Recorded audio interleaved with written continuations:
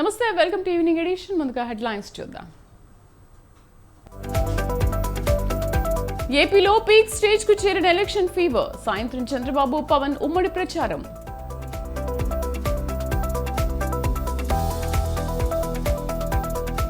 Cantonment BRS అభ్యర్థిగా నివేదిత ఖరారు చేసిన కేసీఆర్.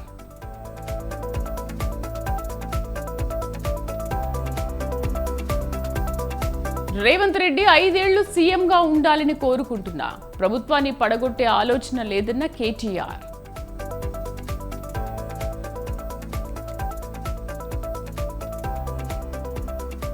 బీఆర్ఎస్ ను అంతం చేయడమే మా లక్ష్యం. ఎంఐఎంతో పొత్తుపై అధిష్టానం ప్రకటించలేదన్న ఫిరోజ్ ఖాన్.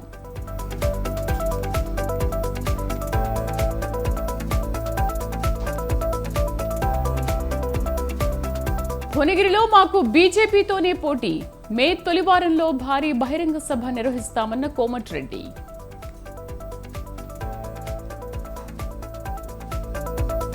లాభాల్లో ముగిసిన స్టాక్ మార్కెట్లు. తొలిసారి 75,000 దాటిన సెన్సెక్స్.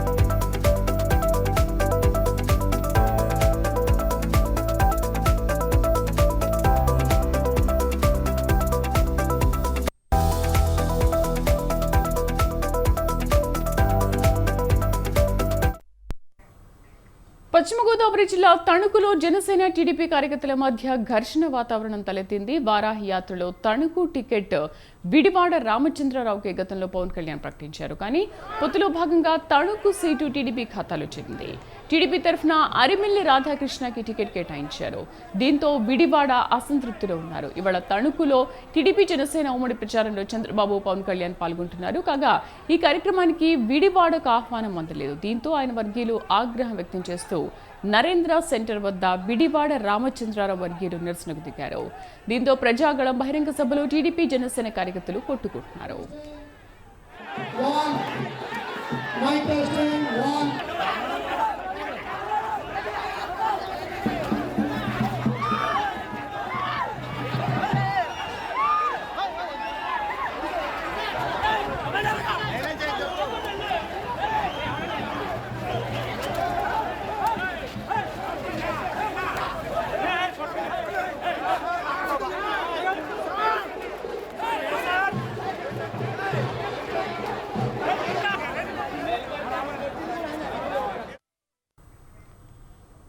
పశ్చిమ గోదావరి జిల్లా తణుకులో జనసేన టీడీపీ కార్యకర్తల మధ్య ఘర్షణ తలెత్తింది. వారాహి యాత్రలో తణుకు టికెట్ విడివాడ రామచంద్రరావుకి గతంలో పవన్ కళ్యాణ్ ప్రకటించారు. కానీ పొత్తులో భాగంగా తణుకు సీటు టీడీపీ ఖాతాలో చేరిపోయింది. పూర్తి సమాచారం కరెస్పాండెంట్ సతీష్ అందిస్తారు. ప్రస్తుతం సతీష్, తణుకులో పరిస్థితి ఎలా ఉంది? Good afternoon Sridevi. పశ్చిమ గోదావరి జిల్లా చంద్రబాబు నాయుడు పవన్ కళ్యాణ్ పర్యటన మరికొద్ది క్షణాల్లో జరగబోతుంది. మరి సేపట్లో తణుకు నరేంద్ర సెంటర్ లో బహిరంగ సభ ప్రారంభించబోతున్నారు. తణుకు జనసేన పార్టీ తరపు సీటు ఆశించి సీటు తనకు రాకపోవడంతో విడివాడ రామచంద్రరావు భంగపడ్డాడని చెప్పవచ్చు. గత వారాహి యాత్రలో మొట్టమొదటిగా పవన్ కళ్యాణ్ జనసేన టికెట్ తణుకు విడివాడ రామచంద్రరావుకి ఇస్తున్నారని చెప్పి వారాహి యాత్రలో ప్రకటించడంతో ఇప్పుడు తర్వాత పొత్తులతో భాగంగా ఇప్పుడు అదే జనసేన టికెట్ కాకుండా తెలుగుదేశానికి ఆర్మిల్లి రాధాకృష్ణన్ ప్రకటించడం జరిగింది. దాంతో చాలా భంగపడిన విడివాడ రామచంద్రరావుకి ఇవాళ ఎటువంటి అక్కడికి ఇన్విటేషన్ రాకపోవడంతో చాలా బాధగా ఉన్నదని చెప్పి జరగడం జరిగింది. విడివాడ రామచంద్రరావుకి అన్యాయం జరిగిందని ప్లే కార్డులతో నిరసన వ్యక్తం చేశారు సభ దగ్గర. పోటాపోటీగా జనసేన తెలుగుదేశం కార్యకర్తలు బహిరంగ సభ వద్ద నినాదాలు చేస్తుంటే ఘర్షణ అంటే తెలుగుదేశం అలాగే జనసేన కార్యకర్తల మధ్య ఘర్షణ చేసుకుంది. తెలుగు తమ్ముళ్ళు జనసేన కార్యకర్తల మధ్య తోపులాట కూడా జరిగింది. ఈ తోపులాటలో పోలీసులు అక్కడ ఉండడం వల్ల ఎటువంటి గొడవలు జరగకోకుండా అక్కడ పోట్లాటలు జరగకోకుండా కంట్రోల్ చేయడం జరిగింది. ఏదైనా సరే జనసేన పవన్ కళ్యాణ్ అక్కడ సభ కార్యక్రమంలో పాడినప్పుడు ఫ్లెక్సీలు మాకు మీరు ఇచ్చిన మాట ఎందుకు నిలబెట్టుకోలేదు అన్న విధంగా ఫ్లెక్సీలు అన్ని కూడా ఇక్కడ జనసేన నాయకులు అయితే చెప్పడం జరుగుతుంది శ్రీదేవి. సతీష్, ఆల్రెడీ విడివాడకు కేటాయించామని చెప్పిన తర్వాత మళ్ళీ టీడీపీ ఖాతాలో ఎందుకు ఆ టికెట్ చేరిపోయింది? ప్రస్తుతం కార్యకర్తల్ని ఎలా సముదాయిస్తున్నారు, ఎలా చెప్తున్నారు? అంటే ఇప్పుడు వరకు కూడా శ్రీదేవి ఇప్పటి వరకు కూడా ఇక్కడ జరిగిందంటే తణుకు సీటు కంపల్సరీ జనసేనదే అని చెప్పి పవన్ కళ్యాణ్ మొదటిసారిగా చెప్పడంతోనే మొత్తం ఆయన మొత్తం ఇంటింటికి గడప గడపకు పల్లెకు తిరగడం జరిగింది. కార్యకర్తలతో కూడా మొత్తాన్ని జరిగిన తర్వాత కూడా అది కూడా చంద్రబాబు నాయుడు జైలు నుంచి వచ్చేటప్పుడు ఎక్కడ కూడా హైవేలో ఏ విధమైన ఎక్కడ ఎవరితోనూ మాట్లాడుకోకుండా తణుకు నియోజకవర్గంలో తణుకులోని విడివాడతో కారు దగ్గర ఆగి మాట్లాడటం కూడా జరిగింది. అప్పుడు కూడా సీటు ఈయనకే కన్ఫర్మేషన్ చేశారని చెప్పి ఇక్కడ జనసేన కార్యకర్తలు అందరూ కూడా ఉత్సాహంతో ఉన్నారు. కాకపోతే ఇప్పుడు ఈ పొత్తులతో భాగంగా ఈ సీటు జనసేనకి కాకుండా తెలుగుదేశానికి చెందడంతో ఇక్కడ జనసేన కార్యకర్తలు చాలా బాధతో ఉన్నారు. ఇవాళ జరిగే బహిరంగ సభకు పవన్ కళ్యాణ్ కూడా రావడం జరుగుతుంది. వచ్చిన తర్వాత కూడా మా బాధను వ్యక్తం చేసుకోవాలని చెప్పి అక్కడ ఫ్లెక్సీలతో మొత్తం అక్కడ నివాదాలు చేస్తాం జరుగుతుంది శ్రీదేవి. సతీష్, మరి ఈ ఉమ్మడి ప్రచారంలో వీళ్ళిద్దరూ కలిసి విడివాడకి ఏమైనా హామీ ఇవ్వనున్నారా? అంటే ఇప్పటి వరకు కూడా ఎటువంటి ప్రోటోకాల్ అంటే ఇప్పటి వరకు కూడా ఏ విధమైన సమాచారం కూడా రాలేదు. నేను రేపొద్దుట మొత్తం ఆయనతో మాట్లాడి తెలుసుకుంటానని చెప్పి విడివాడ రామచంద్రరావు చెప్పడం జరిగింది. కాకపోతే ఇక్కడ జనసేనకు సంబంధించి కార్యకర్తలు యువత కూడా అక్కడికి వెళ్ళి ఇలాగ అన్యాయం జరిగింది, మా అన్యాయాన్ని జనసేన నాయకుడికి మళ్ళీ మేము వ్యక్తం చేసుకోవాలని చెప్పి ఫ్లెక్సీలతో ఇక్కడ వివాదాలు చేయడం జరుగుతుంది Sridevi. Right Satish, thank you.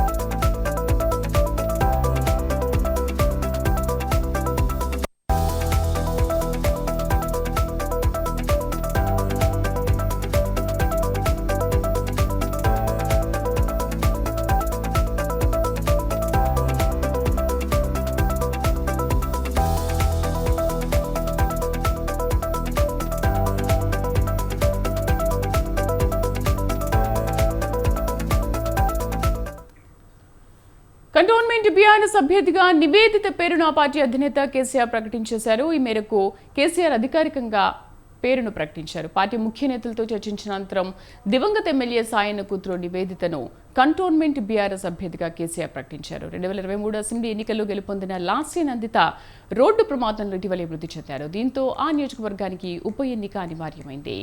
Lasya Nanditha సోదరి నివేదితను బరిలోకి దింపారు.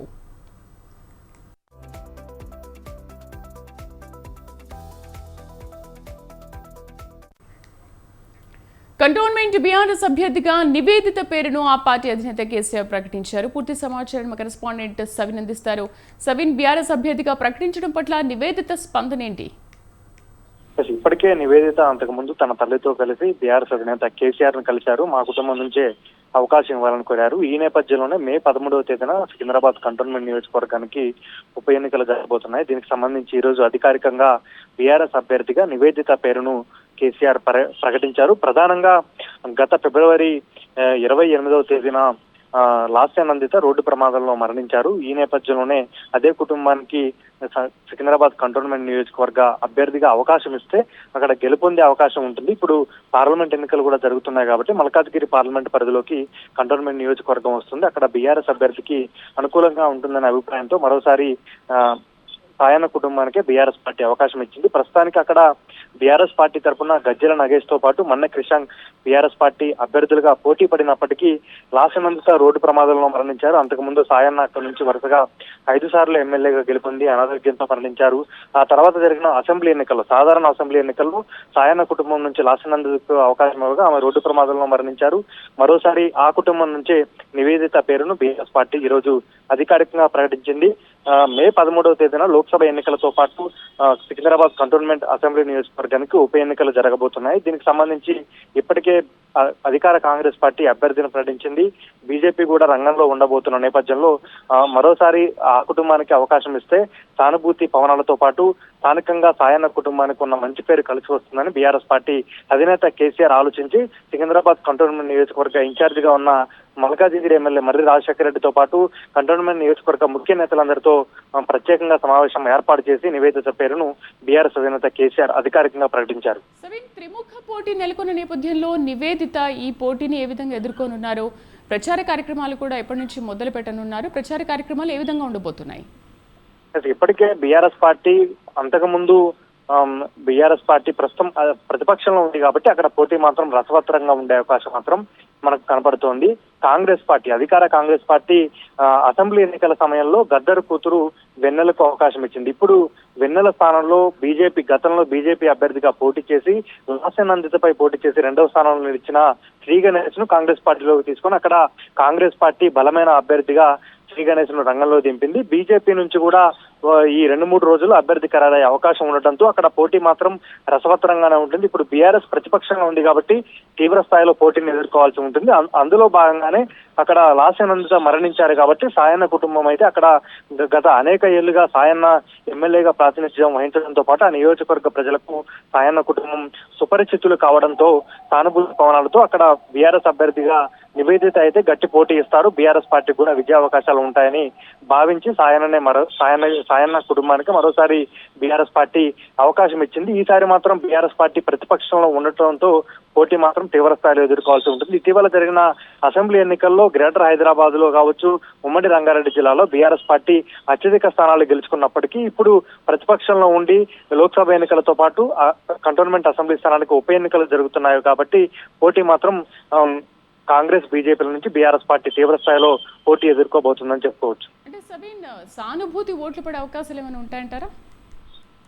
సానుభూతి అంటే ఇప్పుడు ఉప ఎన్నికల లోక్సభ ఎన్నికలతో పాటు అసెంబ్లీకి ఉప ఎన్నిక జరుగుతుంది కాబట్టి గతంలో సాయన్న మరణంతో జరిగినటువంటి సాధారణ ఎన్నికల్లో అదే కుటుంబానికి టికెట్ ఇవ్వడం ద్వారా అక్కడ లాసనందిత విజయం సాధించారు. ఇప్పుడు కూడా అదే లెక్కలు బేరీజు వేసుకొని బీఆర్ఎస్ పార్టీ అధిష్టానం మరోసారి నివేదితకు అవకాశం కల్పించింది. అంతేకాకుండా అక్కడ మల్కాజిగిరి ఎమ్మెల్యే మర్రి రాజశేఖర రెడ్డిని బీఆర్ఎస్ పార్టీ ఇన్ఛార్జిగా నియమించింది. ఆయన కూడా నివేదిత వైపు మొగ్గు చూపారు. మిగిలిన బీఆర్ఎస్ పార్టీ కింది స్థాయి కేడర్తో పాటు ద్వితీయ శ్రేణి నాయకులంతా నివేదిత వైపుకు మొగ్గు చూపడంతో బీఆర్ఎస్ అధినేత కేసీఆర్ మరోసారి ఆ కుటుంబానికి అవకాశం ఇచ్చారు. ఒకవేళ నివేదితకు అవకాశం ఇవ్వకుండా వేరే వారికి అవకాశం ఇస్తే తప్పుడు సంకేతాలు వెళ్తాయి అనే ఉద్దేశంతో బీఆర్ఎస్ పార్టీ నివేదితకు అవకాశం కల్పించిందని బీఆర్ఎస్ పార్టీ వర్గాల్లో ప్రచారం జరుగుతుంది. Thank you.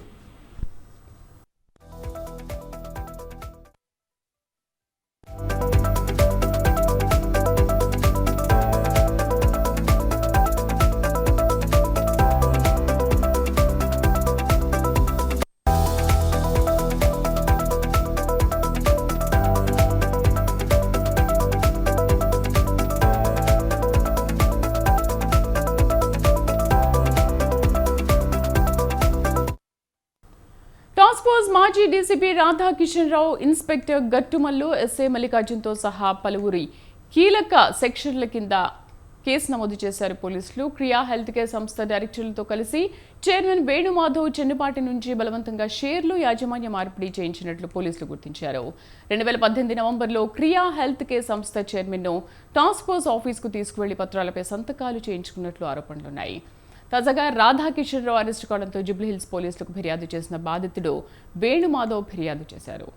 దీంతో ఐపీసీ 386, 365, 341, 120B రెడ్ విత్ 34 సెక్షన్ల కింద కేసు నమోదైంది.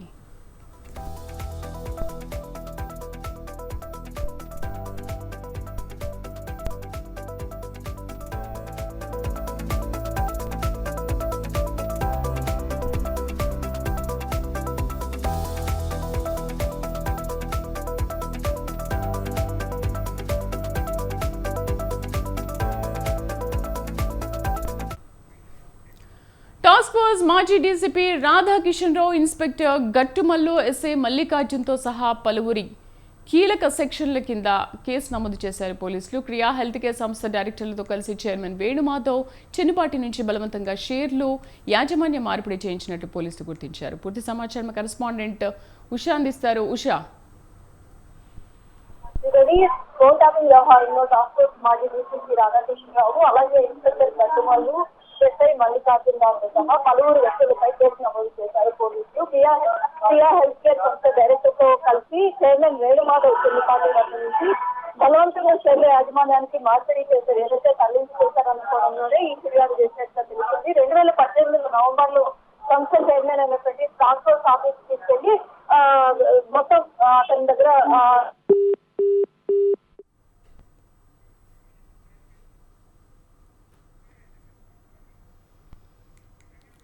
రైట్ 2018 నవంబర్లో క్రియా హెల్త్ కేర్ సంస్థ చైర్మన్ టాస్క్ ఫోర్స్ ఆఫీస్కు తీసుకువెళ్లి పత్రాలపై సంతకాలు చేయించుకున్నట్లు ఆరోపణలున్నాయి. తాజాగా రాధాకిషన్ రావు అరెస్టు కావడంతో జూబ్లీహిల్స్ పోలీసులకు ఫిర్యాదు చేసిన బాధితుడు వేణుమాధవ్. దీంతో ఐపీసీ 386, 365, 341, 120B రెడ్ విత్ 34 సెక్షన్ల కింద కేసు నమోదు చేశారు.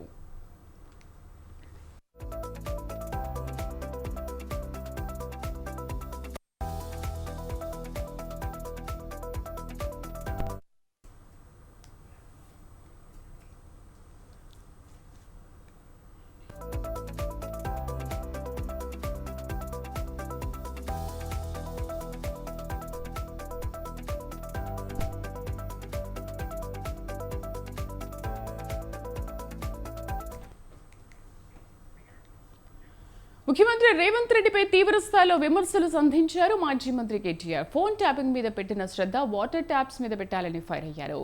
మల్కాజ్గిరిలో డమ్మీ క్యాండిడేట్ ను ఓడించి కాంగ్రెస్ కు బుద్ధి చెప్పాలని వ్యంగ్యాస్త్రాలు విసిరారు. ఒక్కసారి ఓటేస్తే ఎంతో నష్టం జరిగిందని విమర్శలు గుప్పించారు.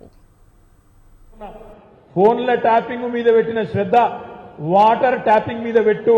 మళ్ళా వాటర్ ట్యాంకర్లు మోపైనాయి, వాటర్ ట్యాంకర్లు తిరుగుతున్నాయి ఊర్లల్లా. మళ్ళా కేసీఆర్ గారు బ్రహ్మాండంగా ఇంటింటికి నల్ల నీళ్లు ఇచ్చిండే, అది ఎక్కడో కనీసం దాన్ని నిర్వహించి తెలివితేటలు కూడా లేవు ఈ ప్రభుత్వానికి.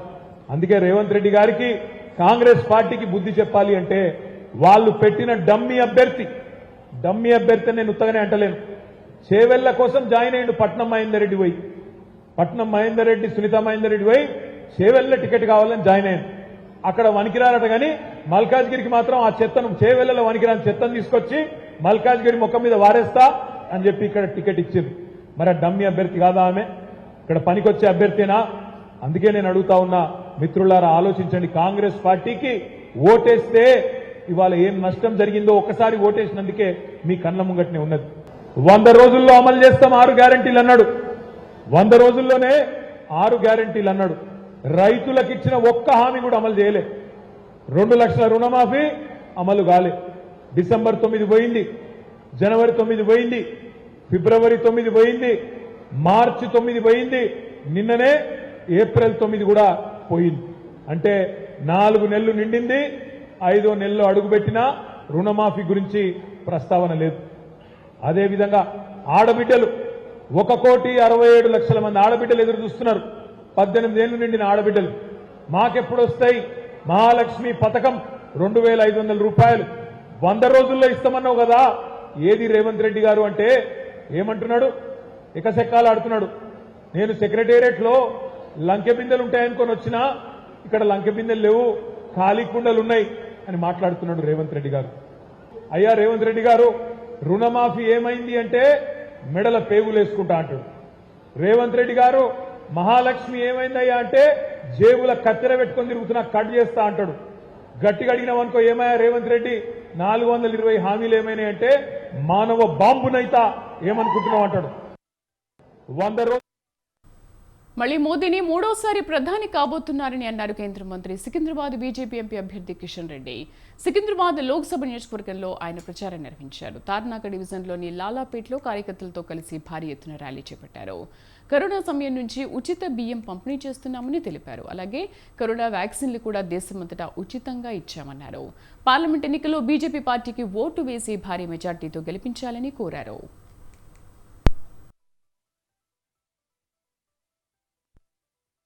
మనమందరం కూడా ఓటు వేయబోతున్నాం. ఈ ఓట్లు మన తెలంగాణకు, మన హైదరాబాద్ కు సంబంధించిన ఓట్లు కావు.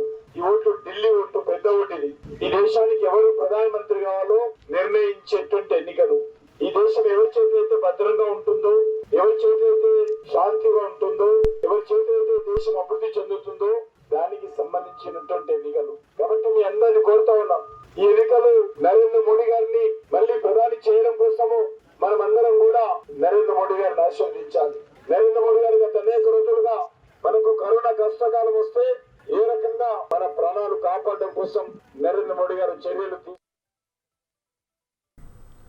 హైదరాబాద్ సనత్ నగర్ డివిజన్లోని బీకేగూడ పార్క్ వద్ద శ్రీనివాస సమాజ సేవా చారిటబుల్ ట్రస్ట్ ఆధ్వర్యంలో మధ్యాహ్న మిత్ర భోజన కార్యక్రమం చలివేంద్రం ఏర్పాటు చేశారు.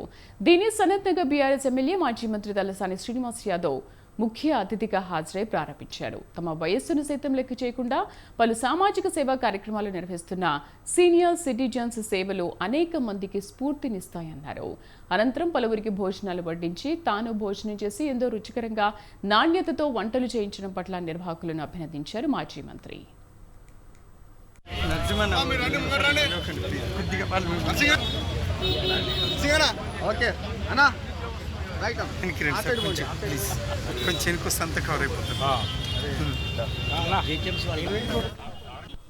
ట్రస్ట్ ఆధ్వర్యంలో గడిచిన 14 సంవత్సరాల నుంచి పేదవాళ్లకు కడుపు నింపాలనేటువంటి సంకల్పంతో మరి ప్రతి సంవత్సరం ఈ ఎండాకాలంలో 2 మాసాలు నిరంతరంగా సంపూర్ణమైనటువంటి పౌష్టికమైనటువంటి బ్రహ్మాండమైనటువంటి ఆహారాన్ని, దాంతోపాటు మంచినీటి సౌకర్యాన్ని కూడా కల్పించడం అనేది శుభ పరిణామం.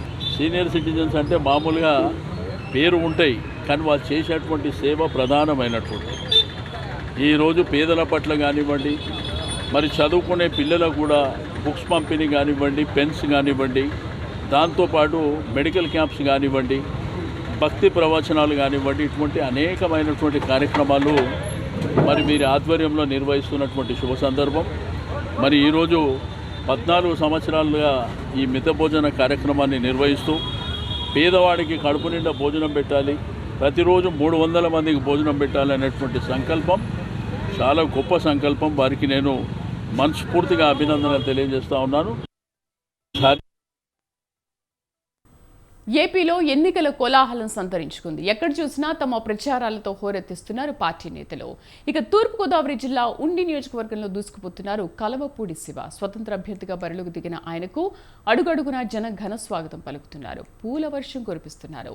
తనపై ఎనలేని అభిమానాన్ని చూపిస్తున్న ప్రజలకు కృతజ్ఞతలు తెలిపారు శివ. పల్లెపాలెం గ్రామ దేవతలైన మారెమ్మ, మహాలక్ష్మమ్మ, పోతురాజుల జాతర మహోత్సవంలో పాల్గొని ప్రత్యేక పూజలు నిర్వహించారు.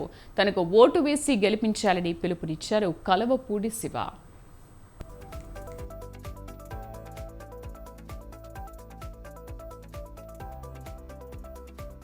అపూర్వమైన స్వాగతాన్ని ఇచ్చారు. అందరూ కూడా ఆశీస్సులు ఇస్తానని చెప్పి నన్ను భుజం తట్టి పంపించారు. రైతులందరిలో కూడా ఒక నమ్మకము ఉంది. ఏదైనా రైతులకి సమస్య రాకుండా స్పందించిన తీరుని అందరూ కూడా గుర్తు చేసుకుంటున్నారు. సాగునీటి ఎద్దడి రాకుండా మనం తీసుకున్న చర్యలు కావచ్చు, ముంపుకి గురి కాకుండా మనం ముందు జాగ్రత్త కావచ్చు, అట్లాగే రైతులకి అవసరమైన చోట ధాన్యం కొనుగోలు విషయంలో ఎక్కడ నిర్లక్ష్యం జరగకుండా చూసిన విధానం, అపూర్వమైన స్వాగతాన్ని ఇచ్చారు. చిత్తూరు జిల్లా పలమనేరు వైసీపీ ఎమ్మెల్యే అభ్యర్థి వెంకటగౌడ పలు గ్రామాల్లో ఎన్నికల ప్రచారాన్ని నిర్వహించారు. జగన్ సీఎం తాను ఎమ్మెల్యే అయిన తర్వాత 5 సంవత్సరాల్లో ప్రతి గ్రామంలోనూ అభివృద్ధి చేశామన్నారు.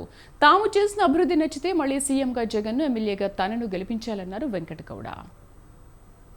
19 నేను ఎమ్మెల్యే కాకముందు మీ గ్రామాలు ఎలా ఉన్నాయి, జగన్మోహన్ రెడ్డి గారు ముఖ్యమంత్రి అయిన తర్వాత మీ గ్రామాల్లో ఎలాంటి మార్పు తీసుకొచ్చాను మీరు అందరూ కూడా గమనించాల్సిందిగా ప్రతి ఒక్కరిని కోరుకుంటూ ఉన్నాను. ఎందుకు ఈ మాట చెప్తున్నానంటే, నేను ఎమ్మెల్యే అయిన తర్వాత రోడ్లు కావచ్చు, ప్రభుత్వ భవనాలు, సచివాలయాలు కావచ్చు, అనేక అభివృద్ధి.